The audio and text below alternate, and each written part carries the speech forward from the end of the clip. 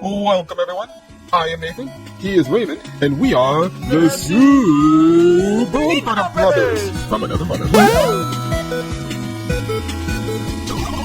Today, we are going to be talking about one of our favorite cartoons, even though it only has one season. Yeah, so we're going to be talking about Epithet Erased. It's a show with a huge cult following, but at the same time, nobody has ever seen it. It's not very mainstream. It has like a specific audience, and that specific audience is like scattered around the globe. So Nathan is gonna be, we're gonna be presenting the plots of the show and the book, and we're gonna essentially give a bit of a review and a bit of a thoughts in our minds, like what do we like about it and all of that stuff. We're just gonna speak from the heart and try to pick this. Why do we like this thing that we have watched more than once?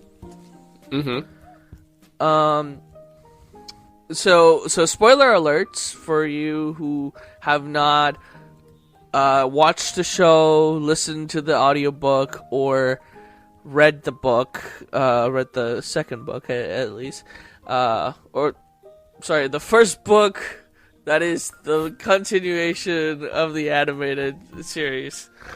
We're gonna start with Nathan. Nathan, what do you got for us today?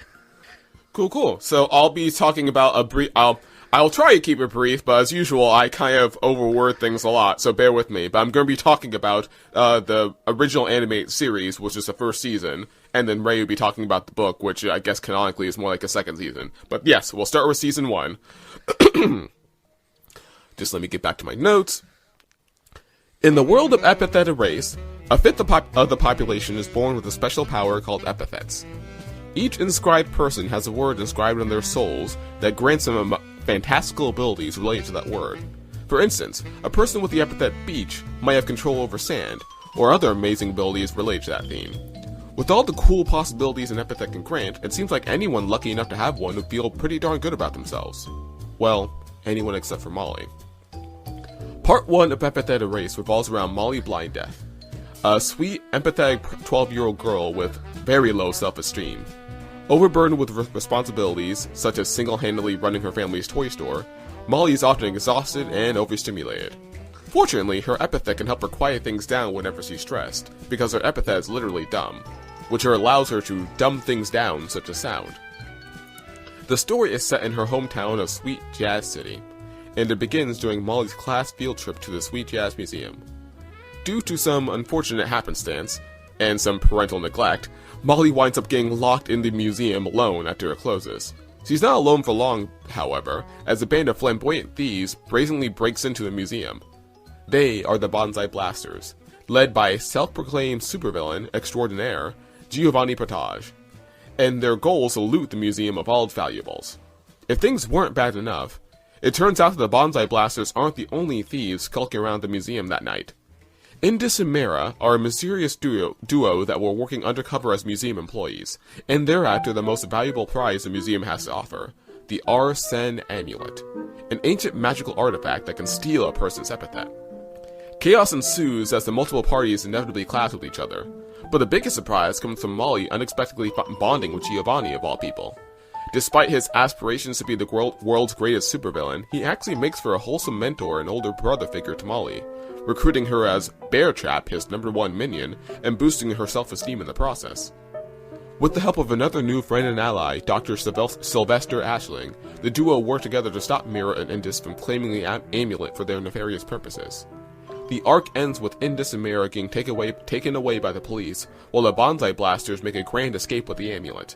It was a whirlwind adventure for Molly, but she came out all the stronger at the end of it, having gained some reliable, if a bit quirky, new friends, and discovered a newfound confidence in herself. Now, for Part 2. Part 2 of the series, of the Season 1, is a shorter arc, featuring an inscribed member of the Sweet-Ass Police, Percival King. As straight-laced and by-the-book as they come, Percival spearheads the investigation to find and reclaim the stolen arson amulet. Her investigation takes her to Redwood Run, a spicy cesspool hidden deep in the woods that's crawling with bonsai blasters and other ne'er-do-wells. She's hardly fazed, though, as her quick wits and her epithet, Parapet, allows her to single-handedly dispatch the various hoodlums she encounters. Just like Molly, Percival winds up finding an unexpected ally. Surprisingly relieved to encounter a cop, Ramsey Murdoch, an underworld appraiser and a con artist, offers a mutually beneficial arrangement, while hiding his true identity, of course. Making use of his criminal mind and wits, Ramsey promises to help Percy find the crook who stole the amulet so long as she puts him in protective custody along the way. Despite their opposing personalities, or maybe because of them, the two make for a surprisingly effective pair. It's quickly revealed why Ramsey is in need of protection, as Zora Salazar makes herself known. Not only is this cowboy-themed villain the #1 most wanted criminal, but she's also the best bounty hunter around, currently gunning for the bounty on Ramsey's head. If that wasn't bad enough, she's also a high-ranking member of Bliss Ocean, a terrorist group comprised of non-inscribed people, aka Mundies, and is tasked with claiming the amulet on their behalf. Zora is arguably one of the most powerful Epithet muses seen so far, but Percy and Ramsey managed to battle her to a standstill, albeit barely. And, thanks to a little trickery from Ramsey, they managed to get the arson amulet from her as well. The arc ends with Percy's police backup arriving and arresting most of the criminals at Redwood Run, including Ramsey. However, since she's grateful for his help, Percy suggests a new deal for him. He uses his underhanded talents on the side of the law, in exchange for more comfortable accommodations in jail. Ramsey gladly agrees, but though the day is won for now, the threat of Bliss Ocean still lingers in the background. And that's the animated series. We also get a bit, I think at the end of the season, we get a glimpse at Bliss Ocean, kind of like as a post-credit scene thing. Yes, they're still lingering around in the background. Yeah. And the interesting thing is that the company at least it seems to be run by a company, right? It seems to still hire people with epithets, though. Like at least the Bliss Ocean organization has epithet users in their core group. Like Zora. Like Sora and some others, like the Electric Girl, who is still a mystery. Mm-hmm. But there seems to be art of her everywhere and cosplay and people fell in love with the character. It's a fun design. It is a fun design. I've never understood that, fall in love with a character that always been on screen for a couple of seconds without any dialogue. That's so weird to me. But everybody has their own taste, I guess. But let's start with the sequel to the show, Prison of Plastic, that came out last year on December 9th, 2022. I am getting some of my facts from TV Tropes. Everything else comes from my head because I just re-listened to the book. But essentially, Prison of Plastic was a effort to keep the show alive because the creator just ran out of money to make any more show. And he was getting backed by a streaming service that's dead now. R.I.P. Verve. Verve, exactly. So he made a Kickstarter and was like, hey, if you guys want to see this continue as a book series, he even in one of the goals was to animate, I believe, episode at least make an episode 1 from the book, and then do I think another goal was do 2 more episodes or something like that. but the goal never got there. Like, it didn't get to the episodes, which it's sad, but understandable. And also, like, the creator has gone to say a lot of times that he loves the world and he wants to complete the world, but he does not want to do another animated season because it was a very complex and a lot of work. Because the show, if you watch it, has a very unique style, to the point where a lot of people that I've seen on the internet reacting to it they always say, wow, this is amazing. I really hope that the creator gets to make an actual animated series.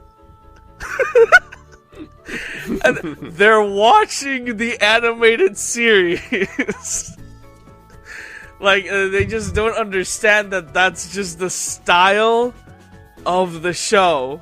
Like, there were people that animated the show. Like, the show is animated. It's just animated in a very particular way. Like, like a graphic novel combined with a D&D session. That's how it's animated, essentially. And people kind of don't have a lot of context for that in the mainstream. So a lot of people I see reacting to it are, like, most of the people don't understand that they are actually watching the show, and they always, like, some of them go like, yeah, like, this would be an amazing animated series, and it's like, yeah, you're watching the animated series, my man. But because to give a little context for people that don't know, just to clarify, what the whole disconnect's happening over, where it's like when people expect an animated series, they're expecting something like you see on TV, where it's like, okay, a full fluid animation, like all these keyframes, all these in-between frames, like every little bit of motion. And Epithet Erased does have that in its own way, but the thing is, for partly to be budget friendly, a lot of it is still images and still PNGs of characters with different poses and expressions, but those poses and expressions get moved around, flipped around, squashed, stretched, and like bumped up and down. Like it's like a more expressive take on, like, say, a Hanna-Barbera cartoon, but like taken to like next level. But like it's still not quite the same thing as like people might typically expect from animation. But there, yes, like Ray's saying, there is a lot of animation in it. It's just it meant to be more budget friendly. But even with all that, it's still very expensive and a very intensive process. Yes, and it's.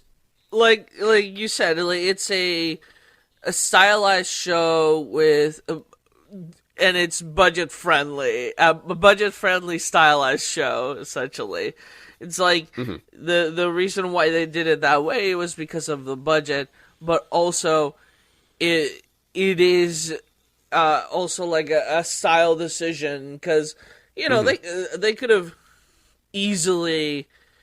Like, not easily, but like they could have tried to make it like more anime, like other YouTube series like that have come out nowadays, like that are like extremely animated and fluid, right? But it wouldn't be the same. I don't think it would be the same. Like, I think there's a charm to the way the show is animated, to me, that makes it unique. Because in my head, when I see the show, like, I don't, like, it is fluid to me. It's just like it's a good example of less is more. Yeah, like, you get a lot from the voice acting, the sound effects, the music is incredible. So, like, you get a lot of that build-up. So for this book, they wanted to essentially bring you the book, but also bring back the voice actors and bring back the sound effects, bring back the music, because the music is incredible. It really hits you in the feels. It really hits, like, it makes you, it's all goofy and stuff like that, but then when it gets serious, like, it really hits you in the feels. It's really well made. So they were able to make this book and this audiobook with all the voice actors back, the sound effects and the music, thanks to the backers, thanks to the Kickstarter. People immediately just started pouring their money onto this project because, again, there's a bunch of people that really love the show. They're hidden in the shadows. Like, Nathan is the first person I've ever met in, like, the years of me liking Epithet Erased. Nathan is the first person I met who actually watched the show.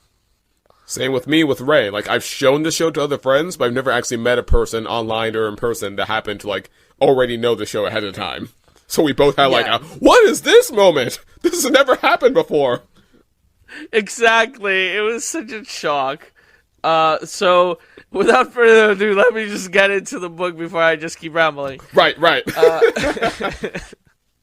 So, Epithet Erased, Persona Plastic is a direct continuation of the Epithet Erased animated series created by Brendan Blabber. Brendan Blabber. Brendan Blabber, thank you. Who is known more by the internet as Jello Apocalypse. That's why I'm terrible at pronouncing his name, because I just call him Yellow most of the time. And, like, in fairness, the name doesn't even sound real to me. No disrespect to Blendon. It's just such a fun name. That's like, this sounds like a Dr. Seuss character. I love it. Dude, why do you think all the names in the show are, like, that same way? I think he's just following his name. Like, to be honest, like, look at this. Molly Blindef, Giovanni Potage. Like, it's just... I think he's just following how goofy his name is. It's great. Love it. Yeah, he has a unique name. But essentially, this book starts right where the first arc of season 1 left off, because actually we do get like a post-credit scene in the animated series, if I'm not mistaken, of them in the beach, right? Yes, where they meet Rick Shades. Rick Shades, yeah. So in the show, like, this, there's a post-credit scene. By the way, this show is 4 years old. Wow. The animated series, that's crazy. Because it's not as old as I thought, but it feels older because this like came out right before the pandemic, didn't it? And like time lost all meaning ever since the pandemic, so I feel like that's why it feels older. I know, right? I thought it came out a little bit more back before. Yeah, that's weird. Wow. Okay. Well, this show's like 4 years old. But the book literally just came out last year. So we've been waiting for 3 years? 3 years for a continuation to the post-credit scene. And finally we start the book with meeting our protagonist of this new story, which is Finica, Trixie, and Molly. Molly is looking for the girls at the beach. And she's like, where are they? They're supposed to be here. She's like a ball of anxiety as she can't find her friends. Because Finica is getting mugged in a alleyway.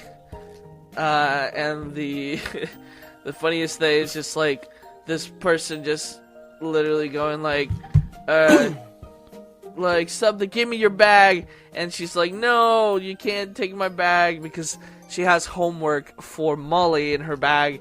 But the mugger's like, no, I want your money, and she's like, that's all you wanted? Here's like $5,000. Which it builds up how silly this world is immediately. So Finika is just like the richest person in the world, canonically established in the show. Apparently, her family is, at least. Trixie shows up to defend Finika from this criminal.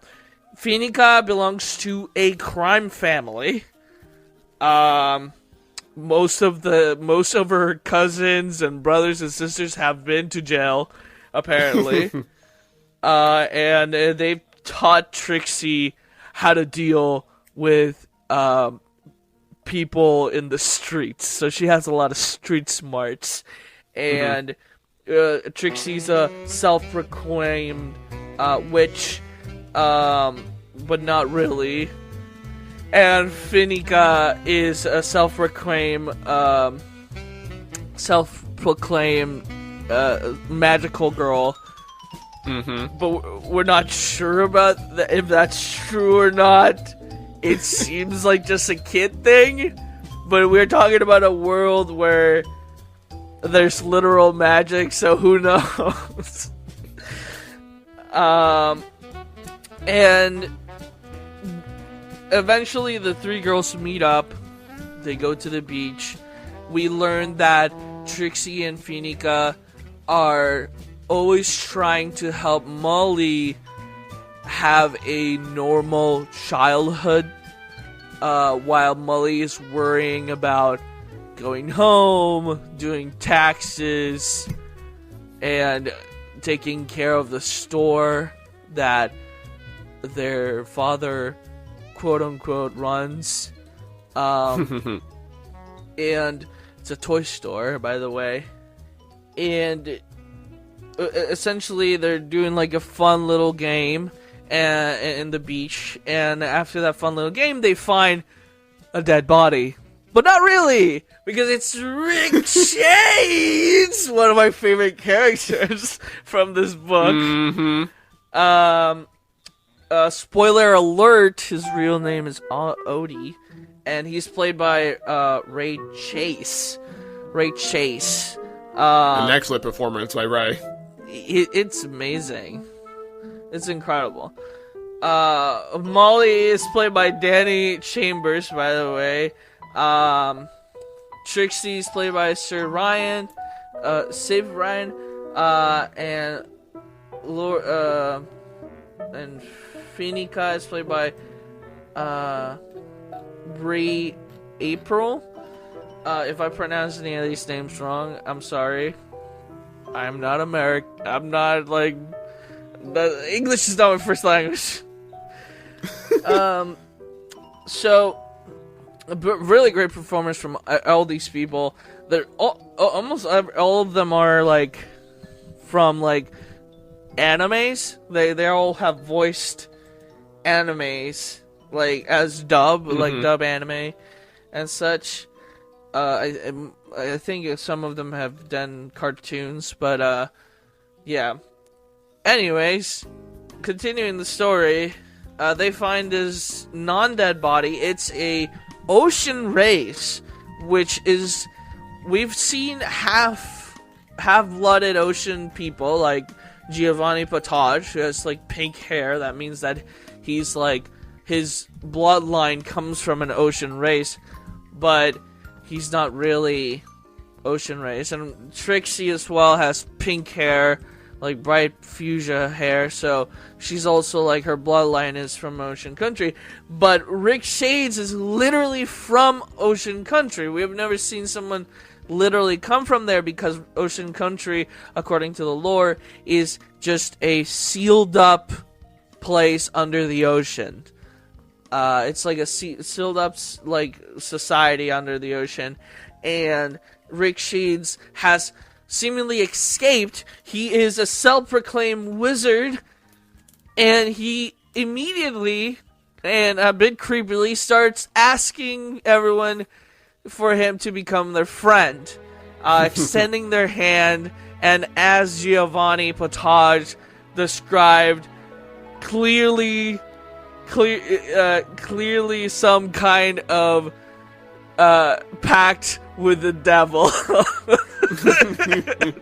Trying to make some pact with the devil, which is even the devil wants friends. Yeah, it's further from the truth because Rick Shades, it's just a sweet guy in his 20s that was not able to grow up at all because with all the remarks that he makes throughout the book, it seems like he comes from Ocean Country is not a good place. No. He's been through a lot of trauma, and the only thing, he does not know how to make friends, so he's very socially awkward, and that is why he seems really creepy. But as Molly puts it, he just comes on strong. He comes out strong, yes. So we move on from that, because Rick Shades, it's dying because he hasn't had any food or anything. So the girls take him to the toy store to make me get him some food. Basically, Molly's home is within the toy store. By the way, just that's why they're taking him to the toy store, and the girls are also kind of on their way to a class that they have with Nathan. And Nathan is played by Giallo himself. Nathan shows up. He is a very rich person. What's his? I don't remember the name of the company. Oh, I forget the name of the company too. Yeah, so it's like a well-known company in the world of Epithet Erased, or at least in the Jazz, Sweet Jazz City. STEM, that's the name of the company. What? STEM, that's the name of it. The company. STEM? STEM, STEM. Okay. And essentially, he is this, I think, like he's a very rich person, but not compared to Phoenica's family. As she puts it, she can buy him 5 times over. Or more, it was like a more ridiculous number than that, but I don't remember. It was a strange scene in the book. I don't understand it. But Nathan, comes into the picture, and he meets the girls to give him a class of communication, because all these girls struggle with communication, and essentially he's trying to give him like lessons in communication. And essentially the class gets interrupted because of Rick Shades. Rick Shades gets introduced to Nathan, and then we are introduced to the antagonist of this book, which is Lorelai, or Lori, as she gets pissed off because people are just making a lot of noise, and she was in one of her dream bubbles. Lorelai has the ability, or her epithet is literally to augment. So she can augment reality with fictional things. Those fictional things can feel as real as anything you have felt, but whenever she's not focusing on it, it ceases to exist.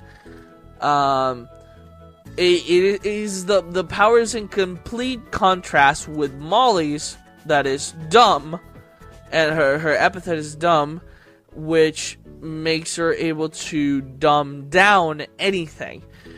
Anything, like, she's able to dumb down a person, she's able to dumb down a attack, she's able to dumb down Lori's power, which are augment. So she's able to dumb them down until they're non-existence. Whatever she pulls into reality gets erased. Another fun little callback to the name of the show.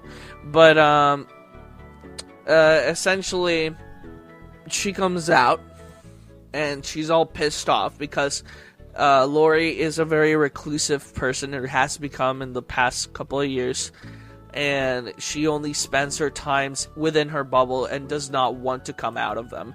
A metaphor that kind of just went over my head the first time I was reading it, but now that I reheard it, I was like, oh wow, she's in her own bubble. She doesn't want to come out. She doesn't want to socialize. She wants to live in this fantasy world constantly because she wants to escape from reality and punish herself. We will get into why later. Spoiler alerts, by the way. Like, really. So, if that hasn't already been made clear, spoilers upon spoilers, guys. Yes. So, out of nowhere, the best character of all shows up.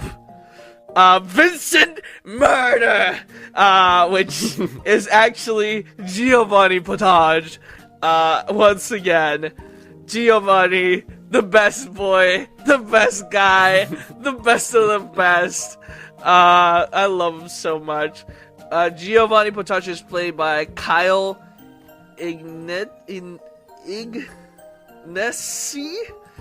Something like that. His name is Kyle. Thanks, Kyle. Amazing work. He always makes me laugh.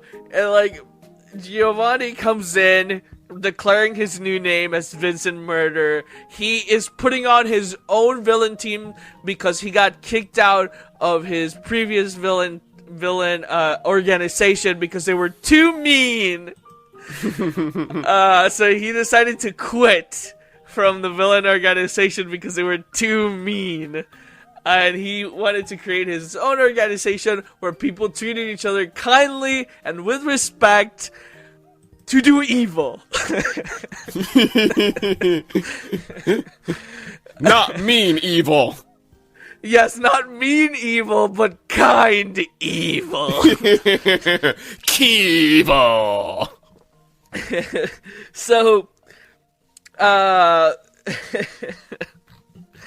so essentially, Vincent Murder joins in the fray, and immediately, like, declaring his evil stance, he immediately gets worried about the person who is clearly dying, and it's like, what's going on with this person? Worried about them, and immediately gives them soup to eat, because that's who Giovanni is. The nicest villain you'll ever meet. Whose epithet, by the way, I don't know if we mentioned, is soup. Yes, his epithet is soup, which, don't get it twisted, is very dangerous. It burns. No, but like lava, or acid, or love acid. Exactly.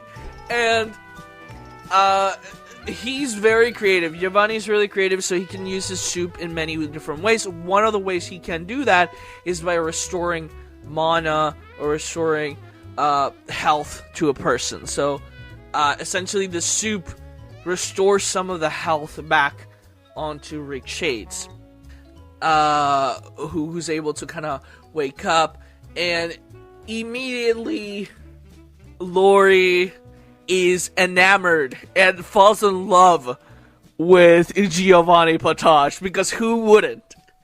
Who wouldn't? He's a whole package. He truly is creative, nice, and a bad boy. he's the basically the Tumblr girl dream. Who the Onceler? Never heard of him. It's all about Giovanni now. Correcto. So Lori creates a bigger bubble to kidnap Nathan and take Giovanni with her because she fell in love with him, and Giovanni is recruiting minions. Like I said, he's recruiting new minions for his new villain organization. So he's like telling people, "Hey, do you want to be a minion?" And then Lori immediately says, I want to be with you. I want to be a minion." And she's like, "What do I have to do? Like, I don't know how to do this. I'm usually the hero." Yeah, right. Of the story. So I don't know how to be a villain. And she's very, like, dark about it as well. And then she, like, goes into the, makes a bubble. And he's like, what's more evil than kidnapping someone and asking them for ransom because they're rich? So she kidnaps Nathan to the sadness of Phoenica because she's like, what the heck, I'm richer. Very big insult to her, apparently. And a bubble is expanded, so now everybody's trapped inside the dream world. And in the dream world, they get cursed by Lori. They turned into little versions of themselves. Molly's the only one that can turn it back because of her epithet, but she has to focus on her physical form. They go in a beautiful journey of friendship where they come together and they have a lot of goofs and a lot of bonding time. And after a couple of chapters, learning a bit more about themselves along the way. Exactly. After a couple of chapters of that, we finally get to Lori as the girls like break into where she is, and essentially Loreline is being tested by Giovanni. Giovanni told her to make some cookies without using any magic. And essentially it's really hard for her because she, like, everything she does is with her epithet, and she's not a good cook. So, but Giovanni wants her to try, and Giovanni takes Nathan as his co-judge for the cookie competition. Giovanni tries to treat hostages as nice as possible. And essentially Giovanni gets like turned into a statue because he can like essentially he gets turned into ice statue to freeze down the cookies or like the cookie dough, and essentially like Molly gets to Lori, confronts her, and Lori, they have like an argument. Lori gets angry and shoots like a fireball or something like that, like a death spell to Molly, but it's not supposed to be like real, like it's at least not to Molly, like it's supposed to be like fake, but a lot of Lori's power works with it without her like wanting to. It works with intent and emotions. Like her emotions get the better part of her power. Like she's not in complete control of her power, as we see like in this scene, as she shoots like this death spell that's not supposed to do anything to Molly because Molly has the opposite to her quirk, and she knows that, or Epithet, sorry. Epithet, and she knows that. But Rick Shades does not know that, and he gets in the way, and he gets blasted with it, and starts to die. Legitimately die. And Lori starts to freak out. She starts getting a panic attack. And Molly is just trying to get it out of it, telling her to do something to save him. And she like reverses the spell and is able to save him, but she like poofs him out of the bubble because she's ashamed of what she did. Molly then kind of essentially Molly was trying to have like a communication with her sister, but after what happened, Lori starts telling her to apologize for like lying to her because she essentially feels betrayed, and Molly like essentially just like for the first time kind of just like says no, she's not gonna apologize, and Lori gets angry and tosses her into like a pit, and Lori is elevated and continues to make cookies. And in that moment, like we have like a scene of Molly just realizing like to herself the bleakness of the world. And then she gets like taken out of the bubble, and she talks to Rick Shades. We have a beautiful scene with them. They have like a little bonding time. We learn a lot about Rick Shades' past and where does he come from and all that. And we learn that Rick Shades believes that he has no real friends, that his friends stopped being his friends when he left the ocean country. But Molly realizes that probably his epithet has a limit, essentially. Like, at some point, like, it has, like, range, essentially, and at some point, like, the range is cut off and his powers stop working. But Rick Chase, since his power is completely based around friendship, that he has to have friends for him to use his powers, he thought that his friends have given up on him. But no, he was just too far away. And Molly makes him realize that his friends probably still love him, and it just makes me cry every single time I hear all that, and it's beautiful. It's like, you know, because I have a long distance relationship with a lot of my friends, and sometimes there's not a lot of communication, but I know they still love me, and I love them. So, like, they go back in, Rick and Molly, and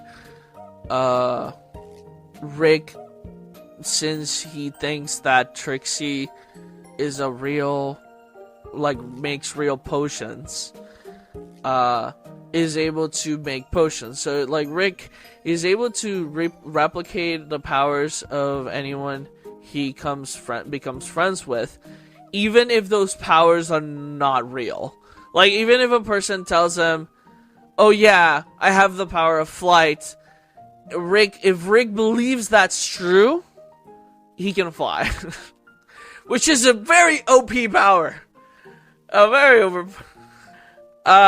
overpowered, because anyone can just lie to him and he can have that power. That's insane. As long as he's friends. Yeah, as long as he's friends with that person that he believes, it's insane. So they go back in. They use the powers of potions to go back to to essentially save Trixie and Finica that are still in the hut, the house of the witch Lori, because Lori is always playing heroes, but now she's a what she calls it a different thing before, and then she becomes a witch. What was she before?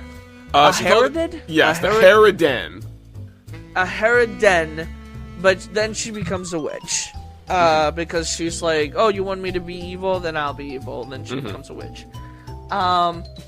So, essentially, Molly and Rick go on and are able to get back to Lori. And at this time, Giovanni is defrozen and judges the cookies. And he essentially like tells her that she lost. And it wasn't because of the cookies, it was because she didn't show the number one what was the word? The number one quality of a minion. There we go. The number one quality of a minion, which is that you're always willing to lose, and you're always ready to lose, and you're okay with that, but you don't give up. You keep going. So she fails at that because she cheated, and she didn't want to lose. She wanted to win. And she failed at failing. Exactly. And she gets angry. She says that makes no sense. And she essentially just, like, becomes a big boss. Just creates, like, Monster World. Because, like, essentially what happens is that Giovanni asks Molly, what does she think? What's the rating on the... Essentially, if she can become a minion, because you can get, like, what was the thing? You can get, like, recommendations. There we go. You can get recommendations from people, and Molly and the other kids essentially just tell Giovanni that she's been mean. And as we know, Giovanni does not like mean. And so Giovanni is sad and tells her, hey, I'm sorry, but you can't be a minion. You can't join me because you've been mean to Molly and her friends. And then she gets angry. She's like, okay, if I'm the villain, I'll become a villain. And she, like, everything becomes dark and all that stuff, and she grows like a huge monster. And then our protagonists fight the monster, and they start playing and having fun together. And Lori starts having fun, like she actually like has fun with the rest of them. And she says to herself that if this is the role that she has to play to see her sister happy, because for the first time she sees her sister happy again in like 2 years, that they've been suffering because they lost their mother in a fire. And essentially Loreline blames herself for it. We don't know why yet, but we kind of have like a little bit of a sneaking suspicion of why she blames herself. And because we kind of saw it with Rick, what she did, and she said when she almost killed Rick, she said, "Not again." So we kind of have a sneaking suspicion that she believes that she was the cause of her mother's death.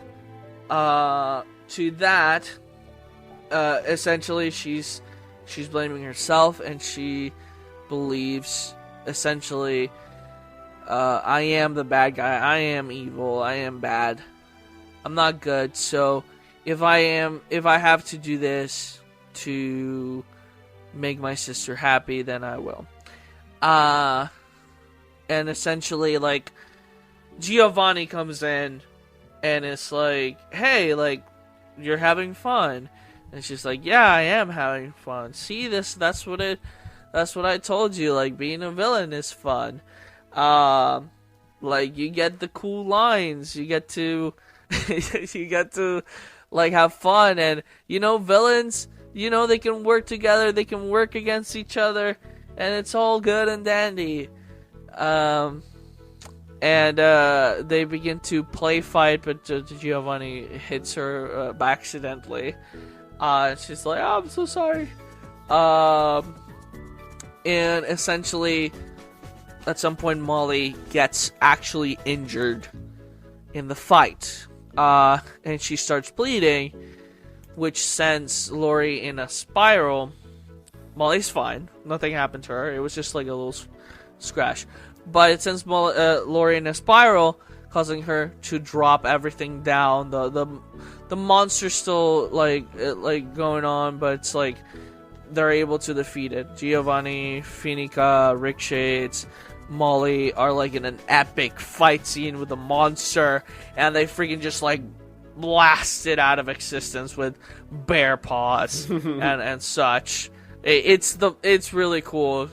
And then we cut back to Lori, who like crumbles her kingdom or whatever, and she's essentially like beating herself up about it. But she remembers that in the tower, Nathan was in the tower, so she starts freaking out that she heard him.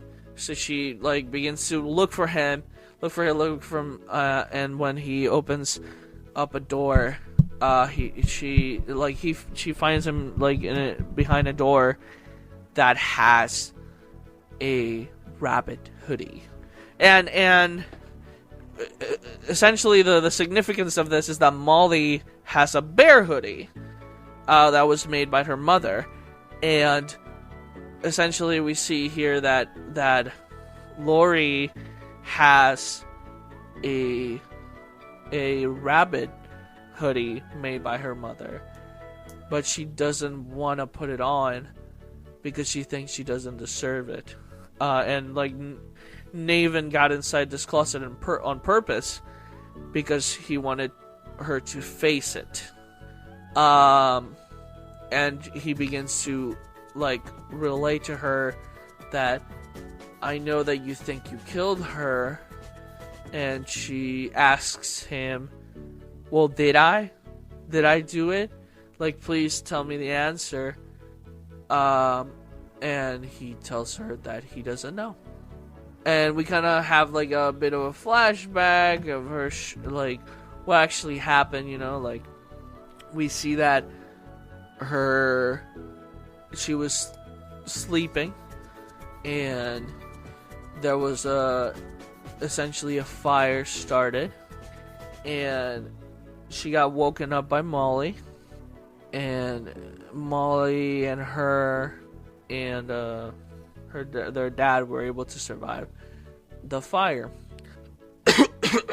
And there was the firefighters could not find any like source of the fire, but there was like essentially like the fire started in their room, like in Molly's and Lori's room. And since Molly had like her power, we're essentially believing that what happened there was that Molly was able to stop the fake flames and save her and her sister, but it was too late for their mother. But we're not sure because it's not clear. Mm-hmm. And the book doesn't make it clear enough. It's just an assumption that might as well be real, because the character believes it is. Mm-hmm. And we have that breakdown. The Molly and her friends win the battle. The bubble gets destroyed. Loreline flies off to her room. And Molly gets kidnapped by Giovanni Batage. In an earlier scene, Giovanni told Molly's dad that he was gonna take away the most important thing in his store that night. And he did. He took Molly. And he takes Molly away and brings her to a safe home. It's Crusher's home, one of his minions. She sleeps in a beautiful, like, nice tree house. When she gets out of the little tree house, it's described that it's like really nice. So I'm guessing it's like it looks like a little house in my imagination. It sounds swanky. So yeah. So it's like she gets down, she goes to the house, and she's like, I'm gonna cook some breakfast because, I don't want to be a bother. Like, I need to do something. And she goes in to the home, and Giovanni and Crusher are already there, and they have made her breakfast. And it's the most wholesome thing in the world, and it just makes me cry because Molly just starts crying and eating while, like, some pancakes or waffles or whatever with raisins. And it's so cathartic because you've been with that character and you've been essentially, like, a character that's been, like, in abused, in a sense, like, neglected. And to finally see her just be a kid. Giovanni just tells her, I just want you to be a kid. And he ascends from brother to dad. Because he becomes a dad. Essentially.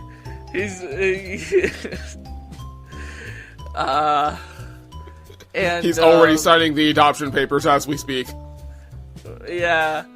And that's like the beautiful ending to this book. So the reason why that was my thing was longer was because the book is like 9 hours long. So I'm sorry that took a long time to summarize, but essentially it's 9 hours. So I barely scratched the surface of what you can discover within the book if you read it yourself. But like, essentially, let's dive in. The second part of this is diving in and talking about the shows. So, all right, where do we want to start? Nathan. Yes.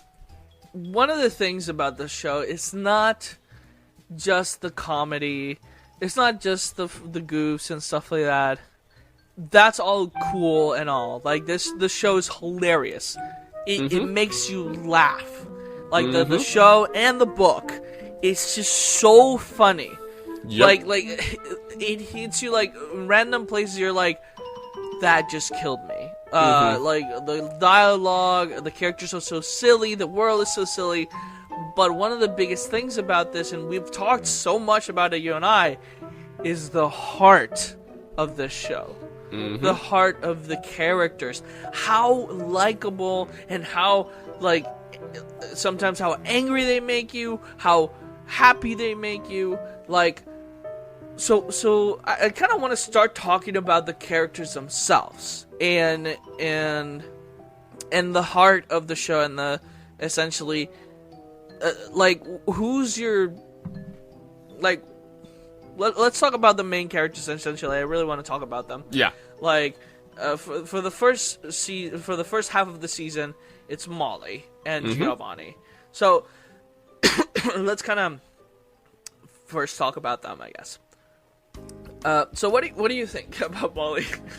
I think Molly is a wonderful character and probably like one of my favorite main characters in recent years. Where, like, I've grown up watching anime, so, like, I've seen all sorts of memes about, like, kid characters you see in anime that are adorable, and fans are always like, oh yes, this character is so adorable, we have to protect her smile, this character is so adorable, blah blah blah. And I'm like, yeah, sure, like, I can understand that. Like, I've seen other cute kid characters in anime, like, I can understand why people, like, would rave about, like, how adorable that character is, but, like, I've never, like, really been enamored the same way other people have been about other characters. But, like, I think Molly's the first character where I'm like, okay, this girl is legitimately precious, down to her design, down to her voice, down to her personality, and, like, I do want to, like, protect her smile. Like, everything about this character is precious and wonderful, and I just want nothing for the best from her, because she is, like, the most adorable character I've seen. So I love her growth, I find her very relatable, so that's probably part of the reason why I attached to her so much, is that I see so much of myself in her.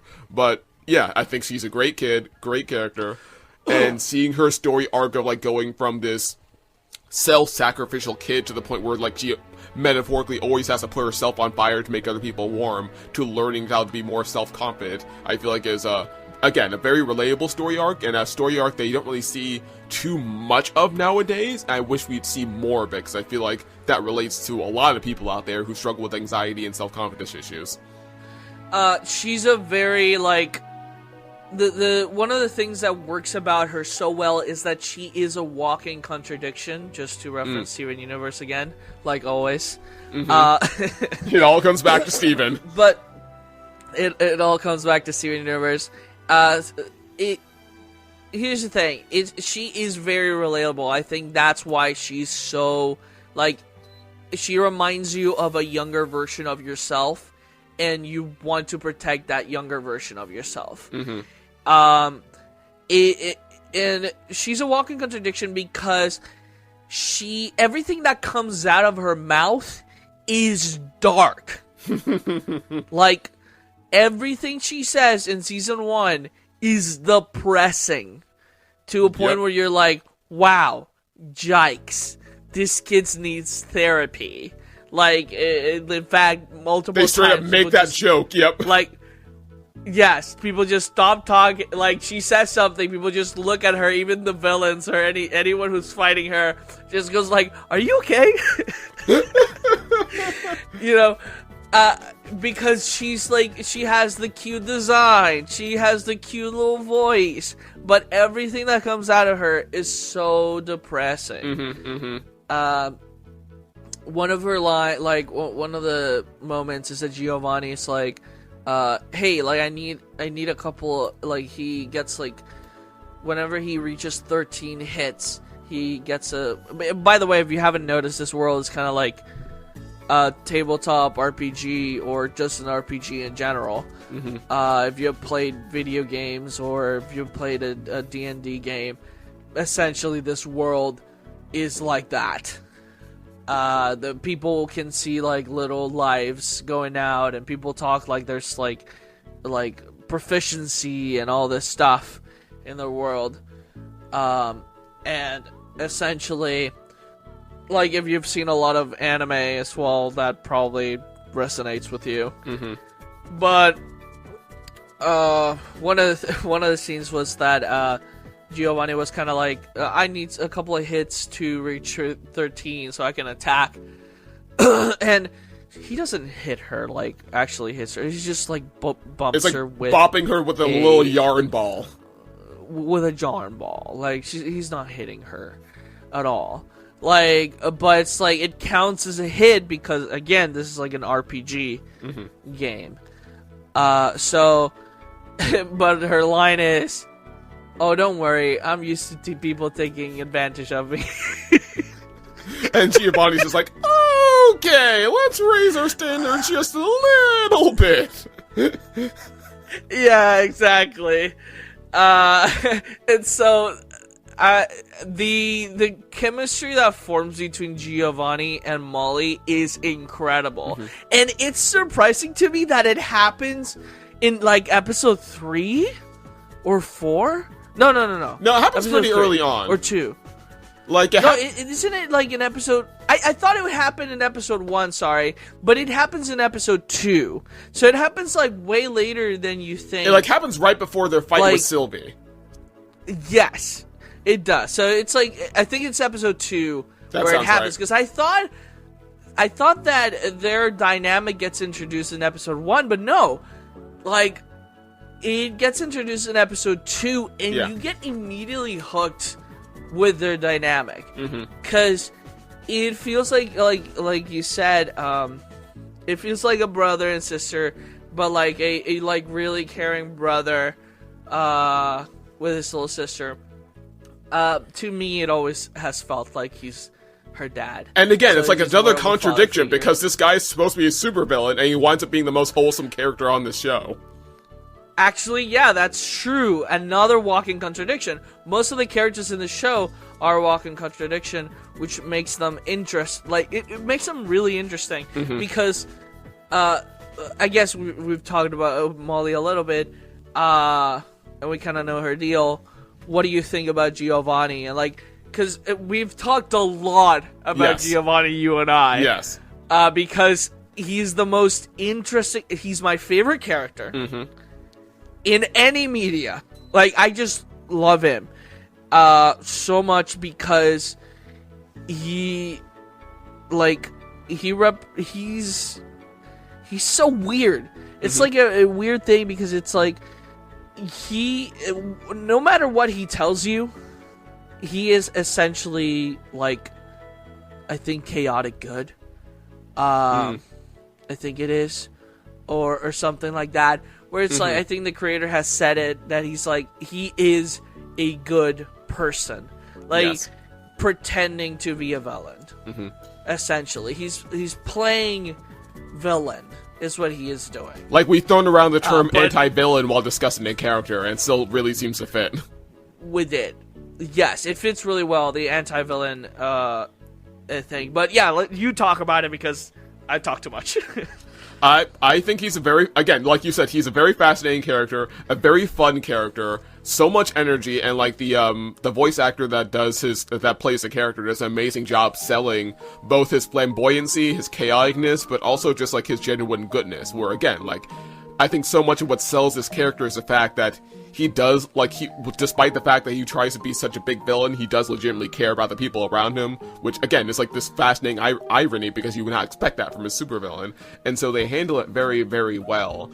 And yeah, I think the main selling point is just his relationship with Molly, because it's such a good, older brother relationship. And, that one moment I really love is, the moment where, they're surrounded by fire, and it's revealed that Molly is, deeply afraid of fire. And so, Giovanni, cradles her, helps her out of the fire. And, he sees that she's crying, and, in pure big brother, radiating big brother energy, he's no one makes my minions cry except for me. Where it's, literally something an older sibling would say to protect their little siblings. And that was that was a big moment right there, where I'm sure most if not everyone's okay, we're behind Giovanni. Giovanni's the greatest character, we love this guy. And I feel part of the reason why people love him so much is, again, he's that walking contradiction that's so relatable, where it's yes, at the end of the day, people are deeply, yes, everyone's, has potential for evil, there's lots of malice out there, of course, but I feel for the quote-unquote normal person, no one's, explicitly outright trying to be malicious or evil. It's just more they want to do a little bit more than they normally could, because, society and all these other rules imposed on people makes it hard for people to do what they want, whereas Giovanni is a representation of what it's like to live a life where you're free to do just, 30% more of what you want. Not necessarily trying to harm or hurt anyone, but just trying to indulge yourself more. Giovanni is basically just a flamboyant theater kid who doesn't actually hate anyone. He's just self-indulgent and a little bit petty, but just wants to have fun and enjoy himself. And so that's the appeal of the character, and that's certainly the appeal of him to Molly, who's someone who often gets tied down by self-imposed rules, or rules by society or other people trying to take advantage of her. She sees Giovanni as this mentor figure that's teaching her, oh, I can enjoy myself a little bit more, I can be free to enjoy myself more. Maybe that does label me as a quote-unquote villain by certain standards, but many of those standards weren't fair to begin with. And so he makes a surprisingly great mentor figure, despite just being a bundle of chaotic energy that's just a big goofball at the same time. Yeah, so in real life, and this is in all honesty, sometimes we see a lot of, here's the thing, fiction, only in fiction there is true good and true evil. Of course, in reality, as Christians, you and I, we believe that that does exist in our realm, in our world. But it exists within God as true good, and the devil as true evil. We believe that those two things exist within our world. True good and true evil, but we are in between. So humanity in fiction can truly be good or evil. But in reality, we are either anti-heroes or anti-villains. Because we do, like, if you're an anti-hero, you do a lot of selfish things, but you eventually help other people. If you're an anti-villain, you are doing bad things, but you still have something in you that wants to do good, and do good by the people around you and the people you love. So essentially, like, and there's then like a whole spectrum there of goodness and badness, and what I believe is about humanity is that we are all capable of being bad, and it's easy to be bad. It's easier to just let your, like, essentially let evil win the fight and just be mean, right? But it's harder to do good things. Like, not just be good for the sake of making people feel good. Like, Molly, the problem with Molly is that she lets everybody walk on her. Like everybody, she just lets them walk all over her, and essentially sees herself as a goody two-shoes, like a hero. Because the quote in the book, Person of Plastic, that she says almost right at the end is, "I don't want to be a hero anymore. I want to be the bad guy." And essentially, I don't see that literally. Like, these are kids. Of course. All these characters are kids. They're playing. Like, what they're saying, the way Giovanni, for example, describes villainy is very much a, like, TV show, like a Saturday morning cartoon. Goes, like, exactly. He's like, villains are always the ones that, because I think the thing is that Giovanni, like most of us in real life, kind of are now relating a lot to villains, because we see ourselves more in villains than we see ourselves in heroes. Because the thing is that heroes are a moral to be. Like, you see heroes that stand tall and are like the peak of morality, like Peter Parker, Superman, Clark Kent, and they are essentially, you're never gonna be like them, and you can try to be like them, but it's hard. And it's like the same thing with Jesus. It's like Jesus is such a beacon of morality, and it's like this perfect person, and trying to be like him is hard, and relating to him is kind of hard, because you're like, how do you good without selfish? you know, without thinking about yourself. So villains are more relatable because they have flaws, and they fall and they lose all the time. They lose and lose and lose, but they stand up again and try again. And that's more of our lives. Heroes always win, but that's not what happens to us in the reality. As humans, we lose all the time, but we keep going. We keep trying to succeed until we finally make it at some point in our lives. Like, and I think that's why Giovanni can relate. And it's like, the villains get the coolest lines. The villains are the ones with the coolest costumes. And even when they're and he believes in the Saturday, like you said, the Saturday morning thing, that villains are supposed to lose. Like, he doesn't believe that the villain is essentially gonna win. He believes that he's gonna lose, but losing is okay because he'll try again. So it is this very bizarre worldview that like does a lot of like loop arounds, but it is a kid playing around. So it's like he's building his morality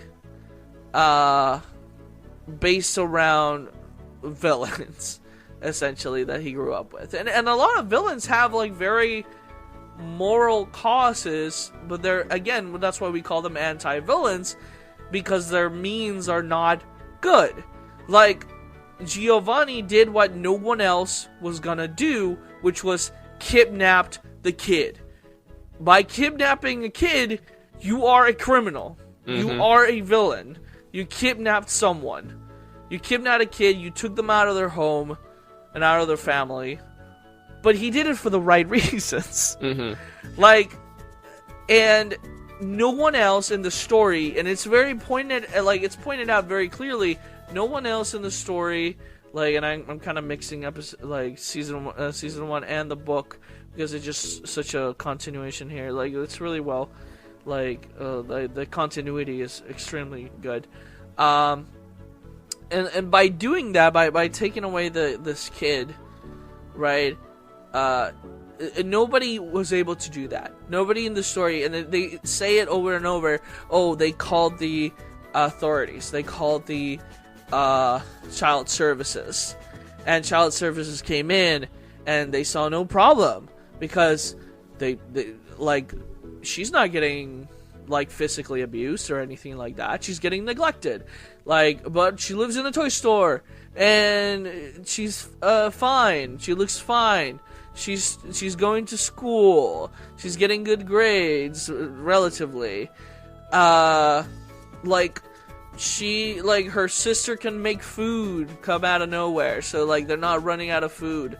Like, but what they don't tell the guy is that, like, the food is not real. Like, mm-hmm. When it reaches your stomach, it just ceases to exist. So, like, you have, like, the actions that nobody else is gonna take. Giovanni's gonna take them and do good, essentially. Mm-hmm. 'Cause, like, I think he thinks about himself in a villainous way, because he broke into a museum, mm-hmm. but he is a good person because he's able to treat others with kindness, even his enemies. Like, he's able to treat them with respect and kindness. He he calls them names, and mm-hmm. He makes fun of them.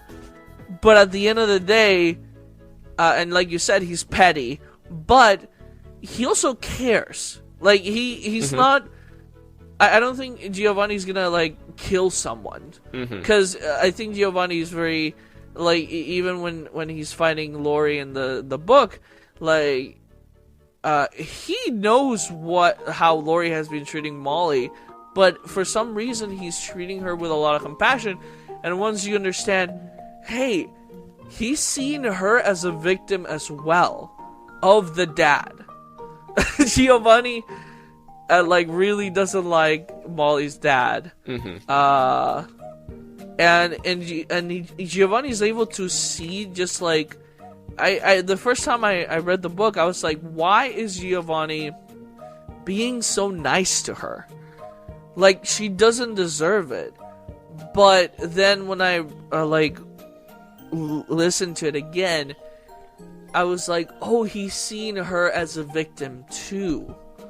And even when he goes against her, he's like, you still can change. You still can be a better person.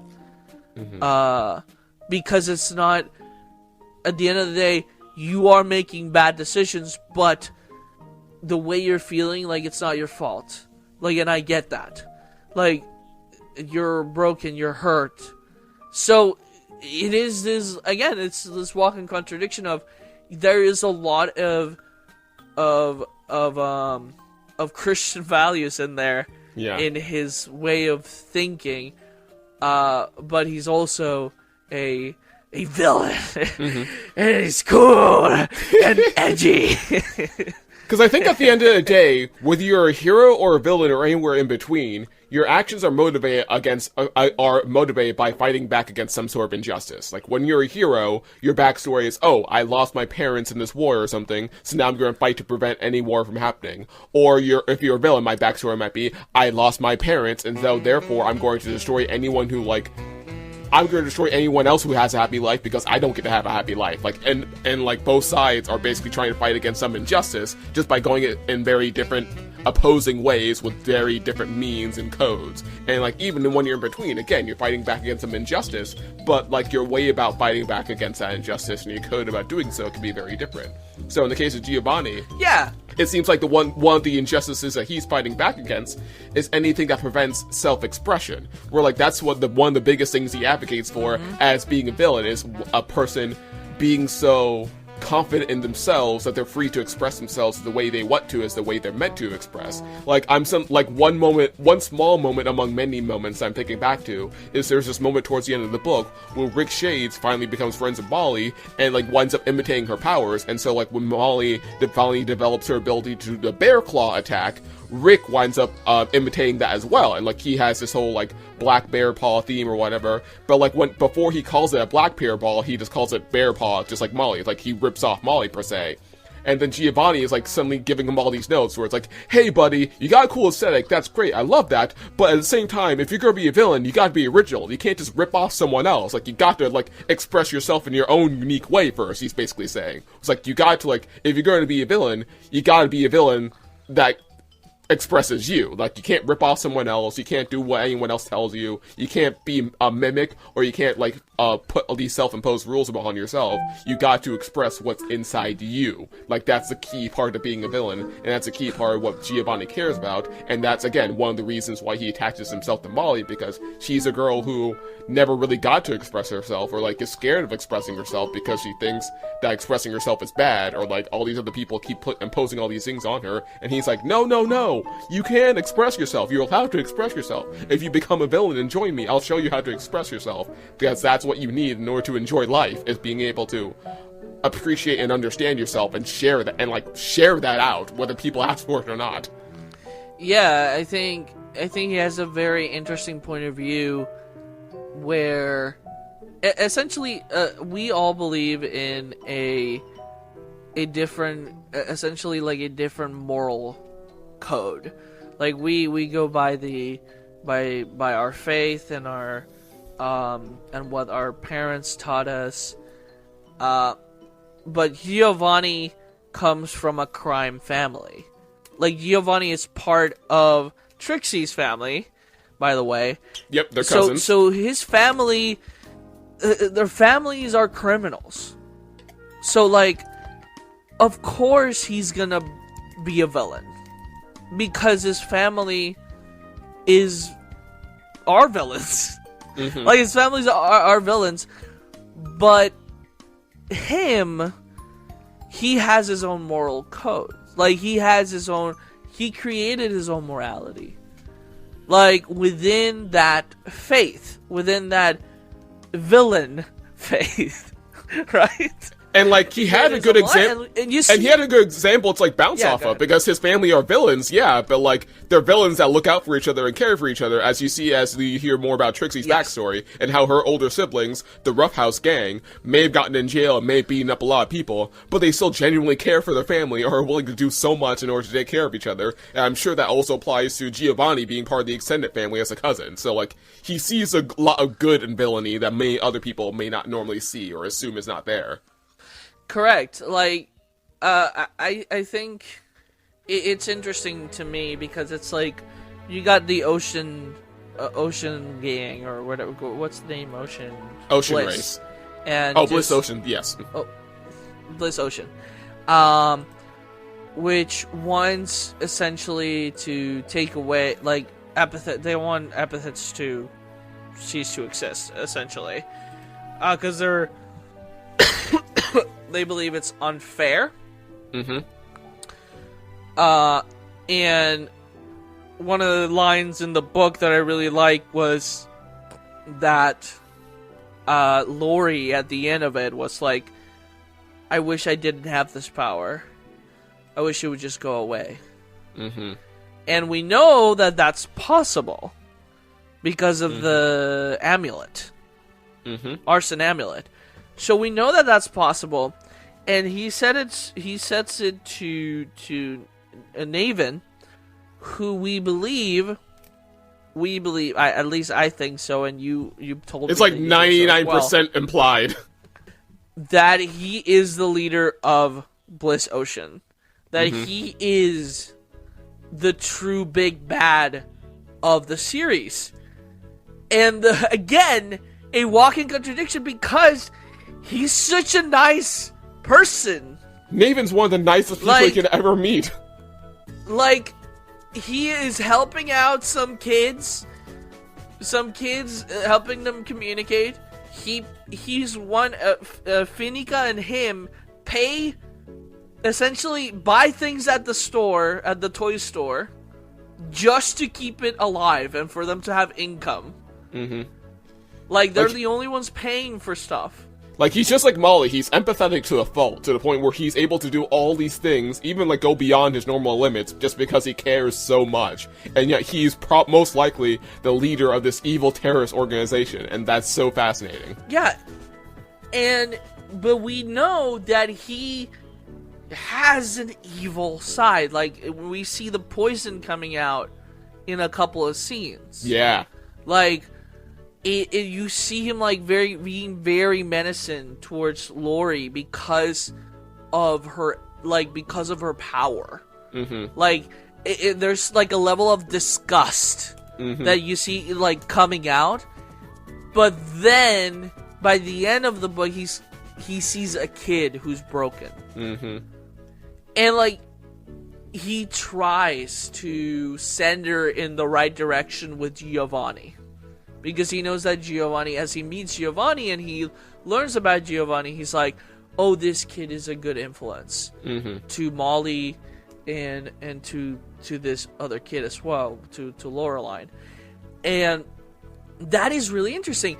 Every single character except for Percy is just good. Percy is just like a cop and is good, but the funny thing is that nowadays cops are not seen as good guys like in society. So for a liberal mindset, or at least the perception that we have about cops, like in a social standpoint, a lot of people, cops are not the best thing. So she is also a walking contradiction, because she has this power that usually people use it for not very good things, and she is just extremely nice and good, and to a fault. She's textbook following rules, good.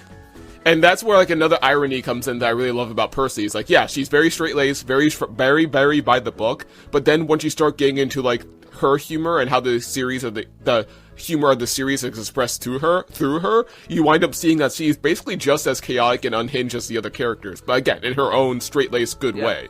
Where, like, I love some of the jokes, I love some, like, the little blurbs you learn about her behind the scenes, where it's like, oh yes, every day she eats, a slice of toast with water, and then on holidays, she adds butter to the water.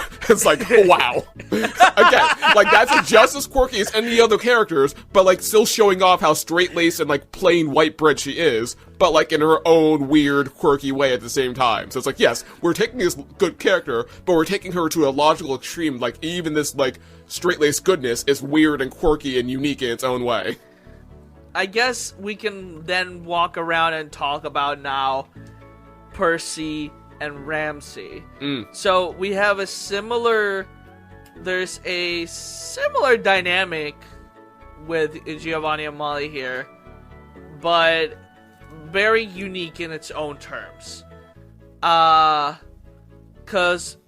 we got Ramsey, who is a criminal, but we learned that he's also very, like, kind of like a good guy. It's like... Because, like, they even mentioned at the end, some of the people he cons are, like, other villains and CEOs who, like, clearly don't give a damn about people. Exactly. And then we got Percival King, who is a police officer, and she has a real goddarn sword. And she is super kind and nice, but weird. Just, like... the weirdest person you'll ever meet. Very, very particular, very neurodiverse, indeed. She is extremely neurodiverse.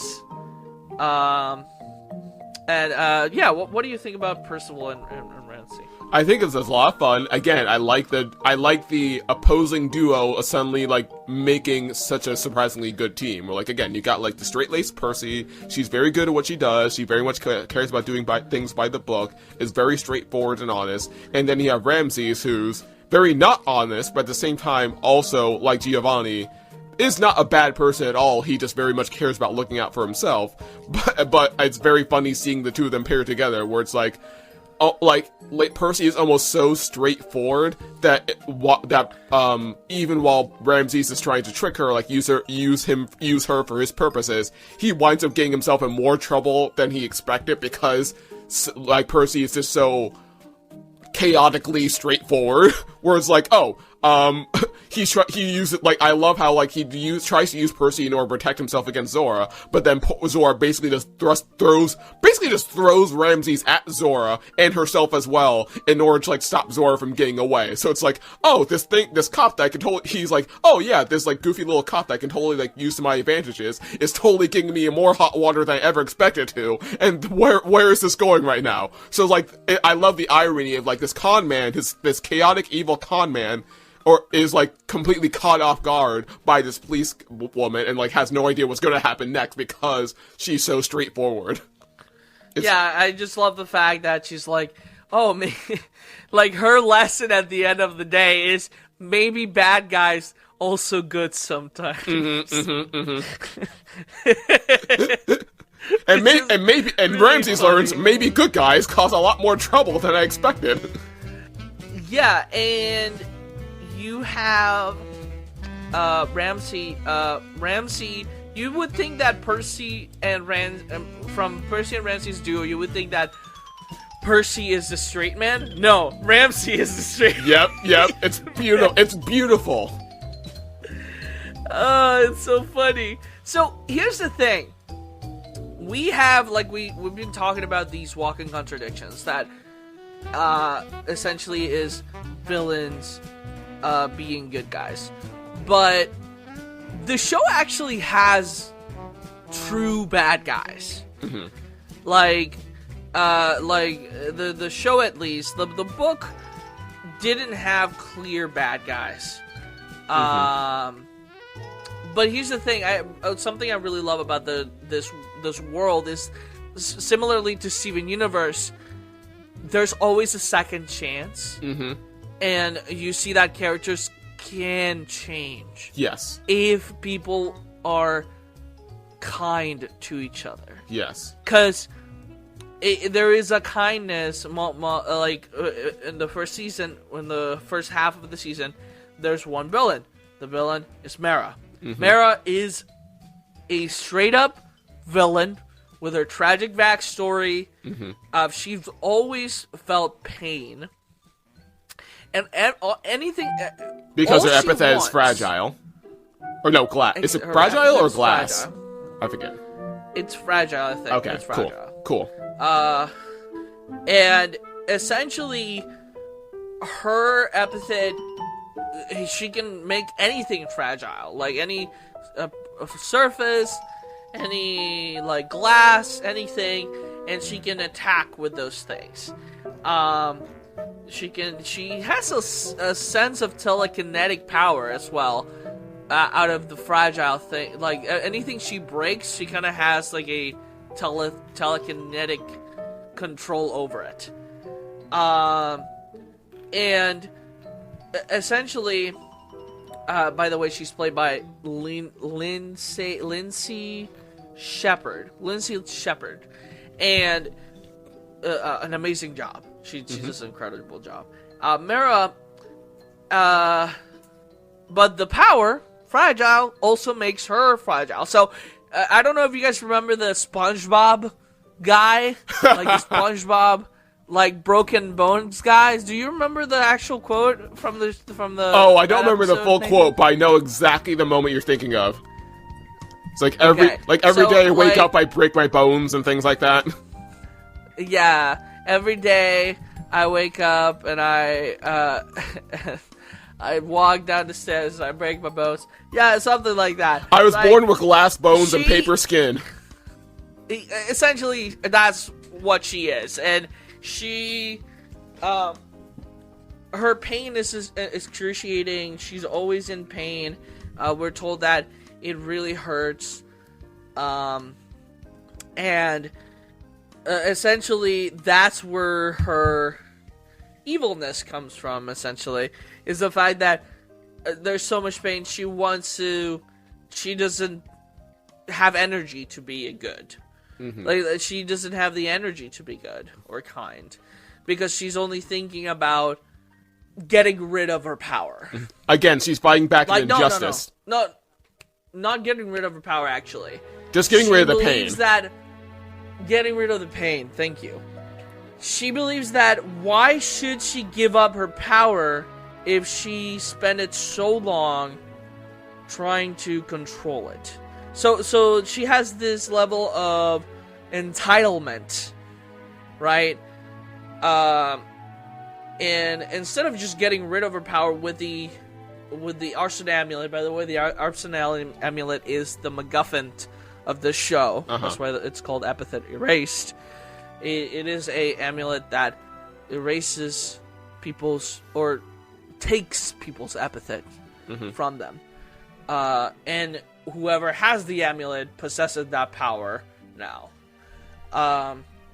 So her plan is to take Molly's epithet away, which Giovanni thinks is not a good thing to do.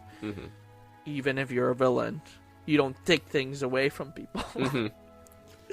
Again, the epithet is a sign of a person's originality. So it's like, why should you take away someone else's originality? Keep your own originality. Exactly. It's like, don't take away what makes that person that person. Why would you do that? But yeah, Mara at the end of the day, again, it's like fighting against the injustice. It's like, why should I be the only one that's in pain all the time? Why should I be the one that's fragile? I spend all this time training my epithet and I'm still in pain. Why should I have to deal with this? So she's fighting back against that. But the problem is her method of fighting back against that injustice is dehumanizing everyone else. But like, as you pointed out earlier, with a little bit of kindness, there's a potential redemption that comes with her, because you see this sweet moment at the end of the arc where, like, she gets sent to jail, and Molly uses her powers to temporarily dumb down Mara's pain, and she realizes that, oh, I don't necessarily, there's an implication that she realizes, oh, I don't necessarily have to be a bad person all the time in order to get what I want. I can be nicer to people, and maybe people will be nicer to me and give me what I want as well. Like, you don't have to dehumanize other people and use and manipulate them. You can acknowledge yourself as a person just as you want other people to acknowledge you, and everyone acknowledges each other. And when we look out for each other, we can potentially get more of what we want as opposed to trying to take it from other people. Yes. You can ask for help. Like, you can always ask for help. And there's always going to be someone out there that will legitimately help you. I believe that.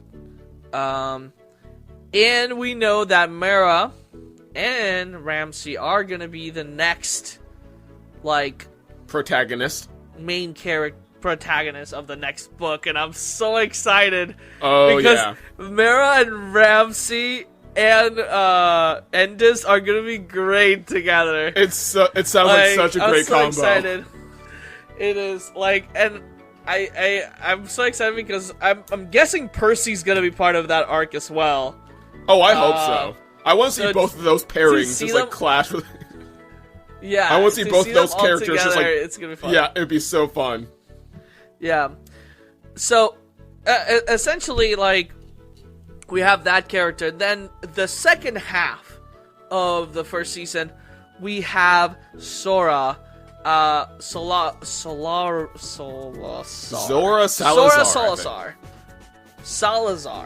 Thank you very much. She is played by Dawn M. Bennett. Dawn M. Bennett does an amazing job playing a cowboy. So, interesting thing about Mara's backstory is revealed in a song. That is canon to the show. And it's that her parents got killed by the organization that Giovanni decided to leave, which was the Bonsai Blasters. Yeah, like, her parents are killed by Bonsai Blasters. They were Pantheon. What's it called? The people that excavate paleontologists. Bones. Yeah, that's where her parents were. They were killed by bonsai blasters, and she decided to seek vengeance, and killed everybody that killed her parents, if I'm not mistaken. So we know that at least she has a code. She has essentially, like, this code of, like, she does not like epithets, but she's also kind of a hypocrite about it. But she is willing to essentially, and her epithet is really powerful. Yes, like, she can essentially turn you into dust by just, like, or nothing, I guess. Like, she can make you younger or older. She essentially has her own take on time powers with her epithet sundial. It's not quite as OP as traveling through time, but, like, she can manipulate the time span of other things, basically. Yeah, of things and people. It's pretty insane. It's really insane, powerful. So thankfully she does not like epithets, or she would be unstoppable. Yes, thankfully she has some level of a code, because, like, if she did not, then yeah, our main characters of part 2 would not have survived, because eventually she's like, okay, fine, I'll accept this and move on. Otherwise, she would have straight up killed them.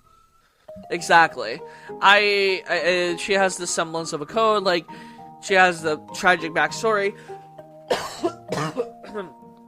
I think she is a true villain, but she does have a code.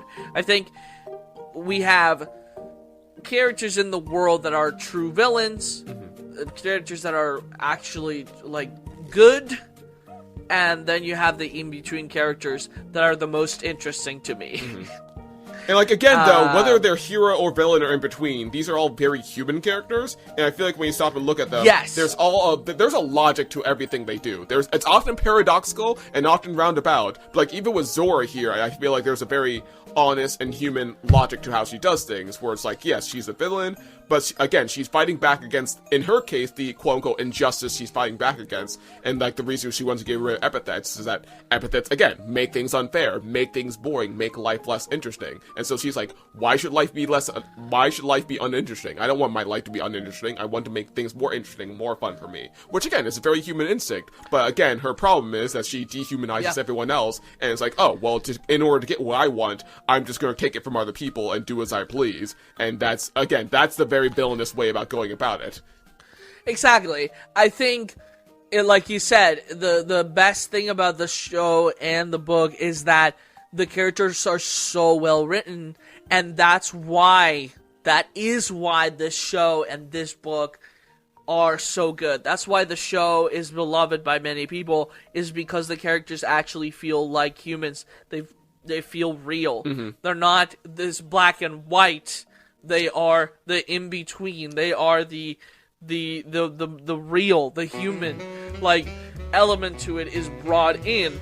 And that's another beautiful contradiction of this series as a whole, because these characters feel so human and feel so natural, but at the same time, they're, like, doing all these ridiculous things, have this complete ridiculous humor, like milking pine cones, and they completely sell it as completely normal, but that's what makes it so all the more fun, because there's so much honesty and authenticity in the middle of all this absurdity, and that's what's great. Exactly. I think that is what's great about it, is that the entire show is a walking contradiction, because it's an animated show, but it's not animated.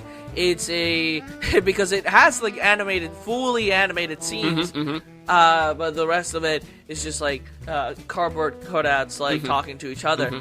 Like, in beautiful backgrounds, beautiful art. Everything is beautiful, like, to be honest. Like, it's incredible. But it's, like, is this walking contradiction of being a show but not being recognized as a show, like being like a like it's so all the characters are just like essentially just like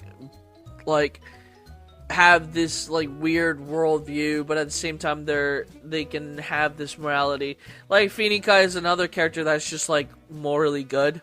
She's just a good character, but I love the fact that she can be with her friends and still hold her morals.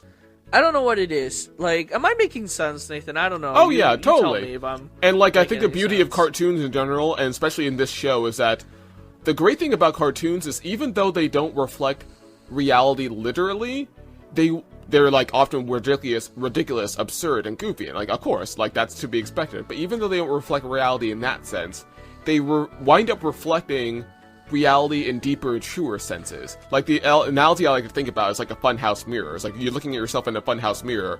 Obviously, that's not your literal reflection. Like your head's gonna be exaggerated, your body's gonna be like warped up, and like all these different parts of you are gonna be like warped and shaped and like change in different directions, but at the same time it's still you, and if anything what it does is it makes an effort to like magnify certain elements of you or de-magnify other things for the sake of making this very amusing pastiche of yourself to make you realize, oh, so yeah, that's what my head like looks like in that sense, or like that's what my body looks like in this other sense. And it's not meant to say, oh yeah, we don't want to reflect reality at all, but more it's like saying, don't forget about this one aspect of your reality, or don't forget about this one other part. Like, this is the point of the story. We want to talk about this. And by emphasizing that, you'll have a slightly clearer picture in that sense by, ironically, not being literal about it. So, like, to use Epithet Erased as an example, like we were talking about, there's this beautiful grace you see among the characters of the show, where even though they have such differentiating views and opinions on things,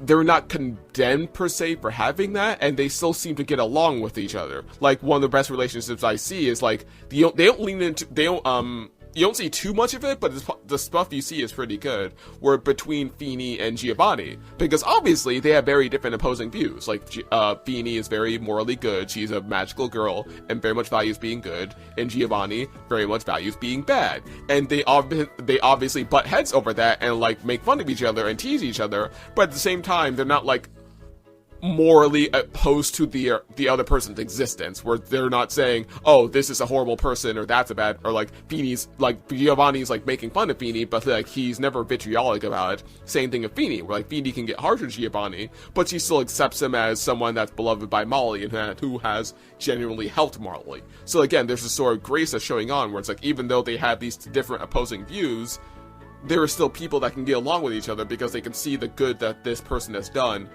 either to each other or to the people that are important to them. And so that's very reflective of life, where it's like, life has a lot of gray areas, life has a lot of grace, where it's like, yeah, we might have different opinions, we might feel differently about these things, but in reality, we can't really see each other as good people or bad people just because of that. At the end of the day, we just see each other as people, and if we try to go to these extremes, that's where the problems really come from. So, like, I like Epithet Erased because, again, like we're talking about, there are all these walking contradictions that wind up still making sense within the context of each person and within the context of the series as a whole, because this show is showing that life is complicated and messy and often doesn't make sense, but at the same time, that's the reality. And so even in the middle of all this uncertainness, it's showing this very, very clear reflection of the truth of reality, that lots of things don't make sense, lots of things are complicated, but we're, at the end of the day, we're still just people who are trying to do our best with each other, and that's it.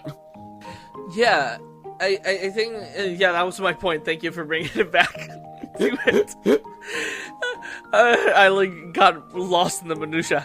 But yeah, that was my point, is the fact that we, in real life, we see all these extremes that fight against each other, but then they don't see the reality that is our walking contradictions. Yes. Life is often, see that people think that life is either or, but oftentimes life is both and.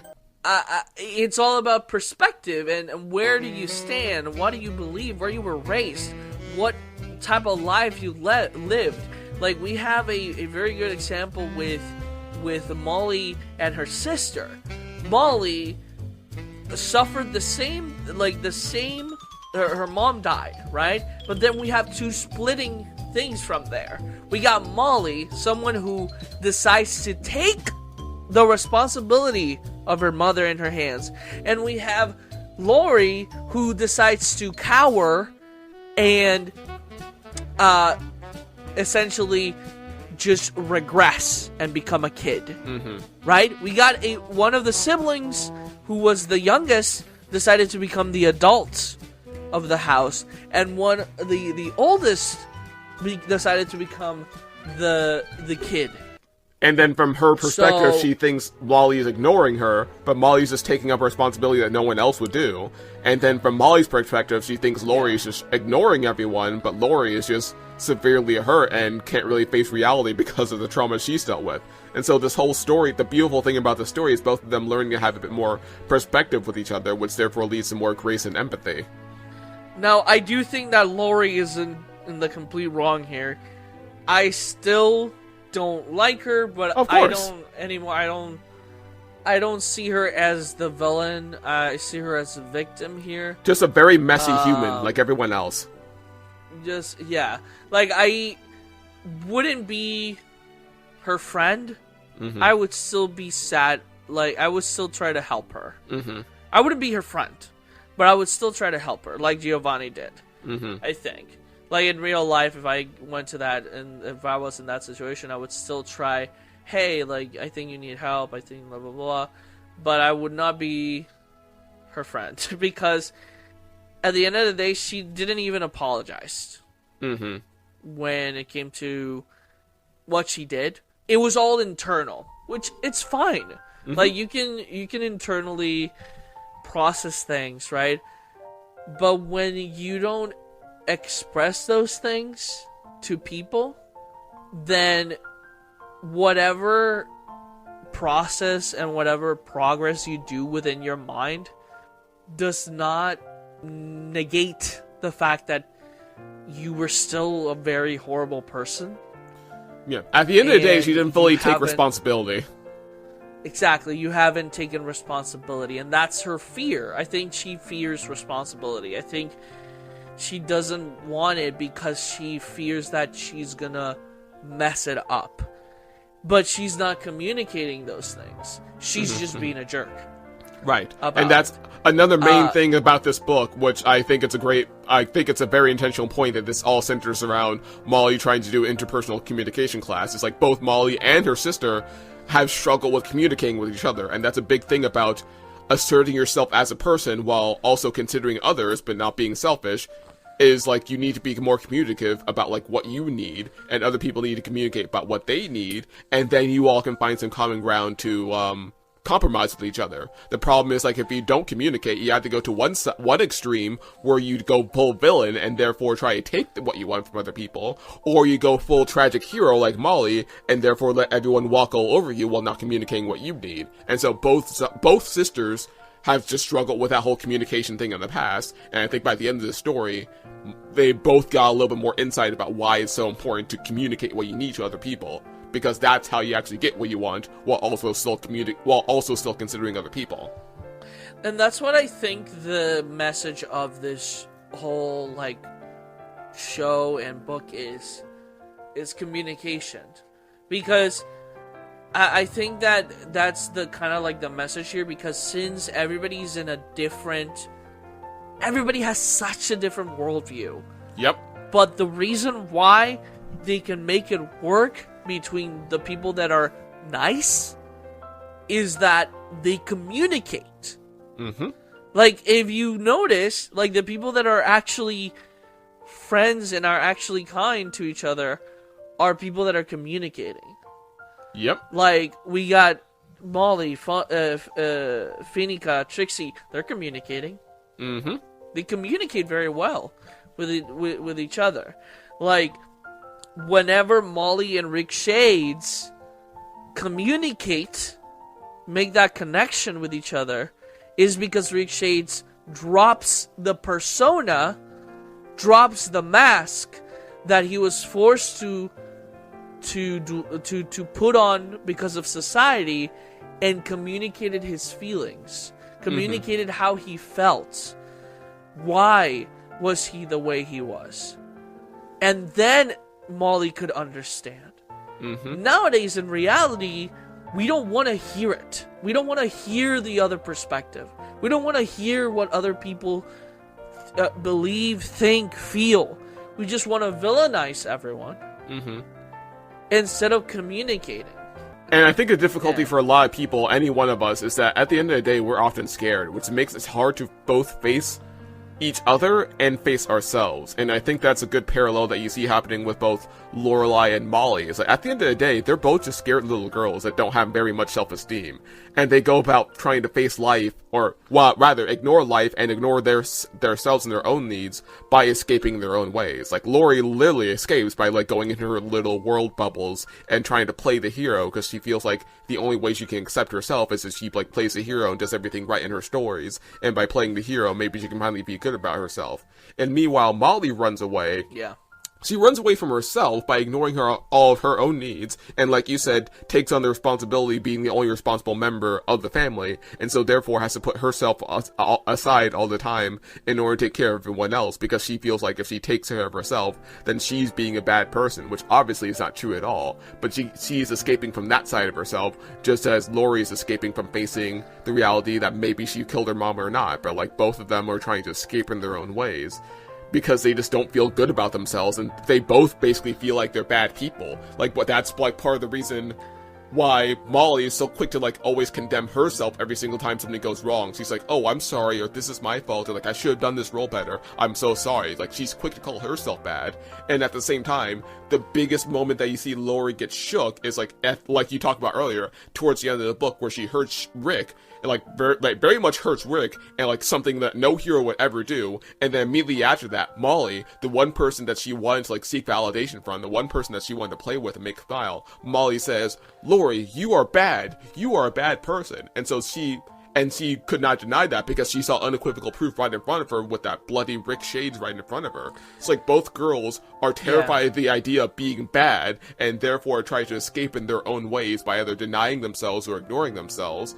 And because of that, they don't see reality as they're meant to see reality. And what's more, they're not able to communicate in the ways they need to. So I think, just like in this story, and just like reality in general, lots of people just don't feel good about themselves, or are so scared that they're trying to take control by ignoring all these parts about reality because they feel like they can't handle it. So it's like, okay, in this vast global map that is reality, I'm just gonna stick to these like 2 or 3 paths that I can handle, because I can know these paths, I can handle these paths well, and ignore all this other big massive map and just pretend it's all black. But at the same time though, that's just doing yourself a disservice, because this map, this massive tapestry of life, is something that we're meant to be a part of and enjoy, but you're too scared to go out there and explore it and enjoy it, because you think you can't handle it, or you think you're bad, or you think you're not worthy, or for whatever reason. So we all try to take control in some ways, just like the blind deaf sisters, because we feel like we're not worthy. Yeah, and again, we see that. I think that's a very good example of what we see in reality, is the fact that both the sisters kind of hate each other, but they still love each other, but they hate, they don't like each other. I think Molly essentially I think she lost faith in her sister completely. But Lori still has like this deep love for her as well, and misses her. But I think it's such an interesting thing, because we are able to see both inside of each character's mind, inside of Molly's mind and inside of Lori's mind. And even though they can't communicate, even though they hate each other, right, like, there is a sense of, if they would just communicate, maybe they would find a middle ground. Maybe they would find a place where they can be like, oh, you also feel like this? I feel like this as well. And that sometimes it happens in real life, and I think I'm happy that a lot. I think that our world is not bleak right now. I think that we are coming to that. We're coming to a place where I see more people that are understanding, and we can actually communicate. There's still a lot of people that, like you said, they don't want to, and they want to stay within their own way, and that's just how it is, and you have to live within. We have to navigate within this world. We know that at some point this world will reach peace in the end. And like, I hope we can get there soon, but I know it'll probably take longer than what we wish it would be. Who knows? All we can do is try and do our part. Yeah, exactly. Anyways, that's Epithet Erased, and that's our talk about Epithet Erased and Prison of Plastic. Well, that was have you watched anything new this month or last month, Nathan? Let's see. I'm trying to think back to things I have been watching. No, weirdly, I think I've been behind on shows to watch. I've been keeping up with some anime, like I've been trying to keep up with Jujutsu Kaisen and some of the other stuff that's been popular this season, but I've been behind on a lot of things because work has been busy, so I've mostly just been playing video games in my free time. Have you heard about Pluto? Is that a show? I don't believe I know of it, no. It's an anime, and it's about Astro Boy. Oh, interesting. Like, a serious take on Astro Boy. Like, it's like, instead of like the cartoony vibes, it's just like a straight up anime with like very realistic, like the creator, the writer, sorry, the manga, whatever, is like does like really realistic looking art and all that stuff. And it's like really writes like really good stories. And essentially, like, it's a murder mystery, kinda. Oh. I haven't watched it. I just heard about it, and I was like, I need to watch that. And I'm it's on my list to watch, but I'm like, I think I'm gonna watch it over the weekend because I didn't know Astro Boy had any other news stories. Yeah, I had no idea either. That's fascinating. It is really fascinating. I was like, what? That's insane. This story is about... Like, it's so weird because nowadays you expect things to have, like, the actual name of the thing. Mm-hmm. But this is just, like, called Pluto, and it's like... There's nothing that tells you it's this Astro Boy story. It's just... I just found out because someone said in a podcast, oh, Pluto is an Astro Boy story. And I'm like, what? Because I had heard of Pluto, and I've seen it like on the on the list of animes and stuff like that as I scroll down to watch new things. And it didn't call my attention because I am more into like cartoony, goofy art styles, and not into like realistic art styles. But if it's a character that I know and they made him more realistic from like cartoon to realism, I kind of like to watch that. Like one of the reasons I was actually excited for a Scooby-Doo, like older like targeted Scooby-Doo was because, hey, I kind of want to watch that, like, to see, like, how it would work. Because, like, we had Mystery Incorporated, and that was pretty serious. But it was still very cartoony. But, yeah, Velma was a disappointment. Yeah. A Scooby-Doo reboot without Scooby-Doo? Come on. Yeah, and so much bad about that. That show should burn. Yep. I think... Yeah, 8. I am not a very critical person, Nathan, but I still have hope for the second season. But at the same time, I wish they would just cancel it because it was terrible. That was terrible. And the only reason it was terrible was because it is associated with Scooby-Doo. If it was its own thing, I don't think I would care that much. I would not even watch the show. I would, I think but yeah, it is. Yeah, that's the difficulty nowadays. It is fun. Everything has to be associated with the brand. Yeah, sometimes it's funny, but the reason why it sucks is because it's Scooby-Doo.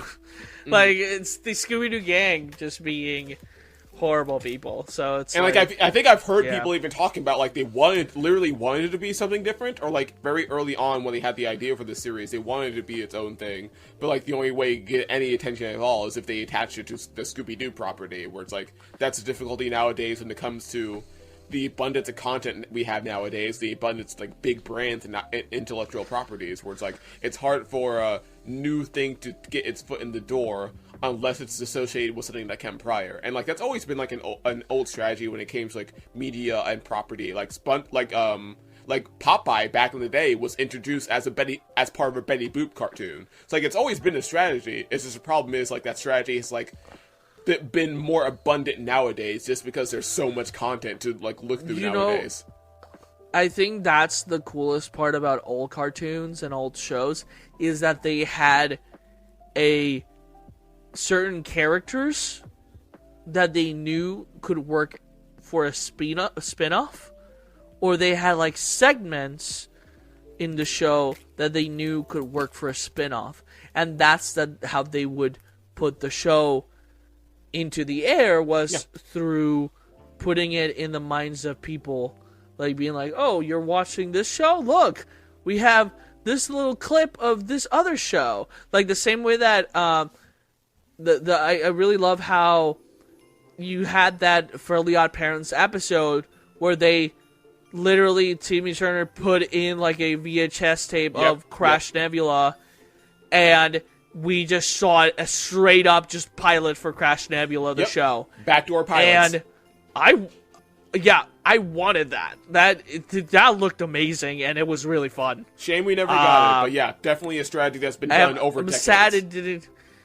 I'm sad it didn't get greenlit, but I think that's so much smarter than trying to put the same labels on things now, like making stories and then just putting a nostalgic label on it. I think we need more like backdoor pilots where it's like, this is the show, and then we're introducing an episode where it's like a different show completely, but we're justifying it somehow. And like you still see that every now and then, but it's just not as often. At least not like what I've personally seen. Like off the top of my head, the only example I can think of is in recent years would be the Clone Wars TV series, where towards the end of it they did a backdoor pilot for their spin-off series, The Bad Batch, which did like go on to have its own series for a couple seasons at least. But like that, like there was just explicitly an episode where they just straight up introduce these characters and have a whole backdoor pilot about them in the middle of the cartoon. Exactly. I think that's the thing. I think that old cartoons back in the day, they had a good idea on how to do that, I think. And companies and all these shows, they had very good idea on how to do it. Nowadays, it just doesn't work, I think, because they don't... I mean, they're not utilizing that. They're doing something else, which is nostalgia bait, pretty much, with everything. Which, I don't have a problem with some of the stuff that are returning. We are getting new seasons of Phineas and Ferb. Yes, sir. That's a win. That's a win.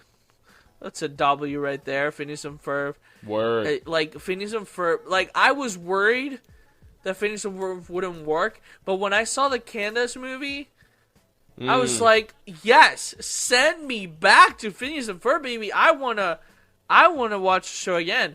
Like... It just has such a good formula. Like, so long as you have the same people, or at least if you're gonna have different people, at least have the people care about the project. Where I think the problem is there's such an abundance of content nowadays and labels and putting on like nostalgia bait, and the problem is it's often bad because the people they put in charge of creating those new projects just either aren't good or don't really care about the property they're trying to bring back or something like that. But like in the case of Phineas and Ferb coming back, there's a lot more hope for it because it sounds like they're keeping much of the same cast, much of the same creative crew, and like we know they're good. We know they care about what they're making, so we know it's going to be good. But the problem is like, yeah, there have been so many horrible cases of stuff coming back nowadays that just isn't good because the people who are making it either don't care or just like completely misunderstand the thing they're bringing back. Yes. I think the only person that has been able to make new shows without any problem and has done such a great job has been the Powerpuff Girls creator. I think he has done really well. Like, Craig McCracken? Shows like, like Wonder Over Yonder, he was able to do that, and then he moved on and was able to do a couple more shows, and then he made one of my favorites, Kid Cosmic, in Netflix, Kid Cosmic, which is incredible. See, like, people want new things. I think people want new things. We want new things. It's just we're baited by nostalgia, but I think Hollywood is afraid right now of making new things.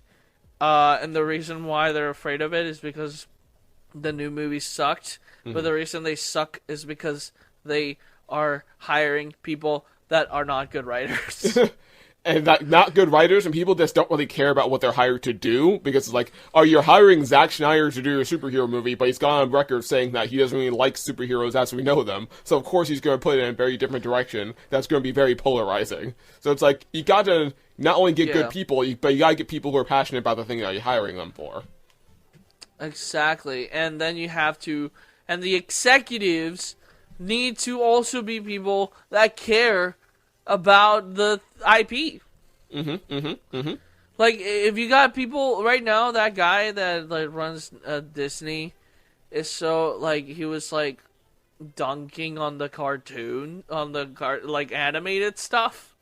I'm like, dude, freaking Walt Disney's rolling on his grave.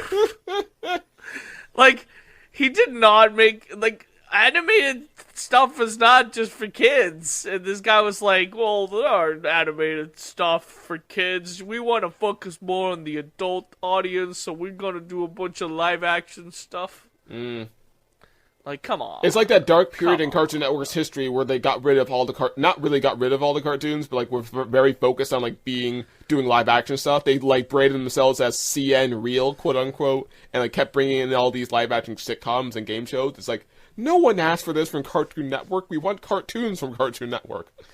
Yes. Anyways, thank you so much for listening. Why don't you show us out, Nathan? Ba-da-ba-ba-da-ba. Bye!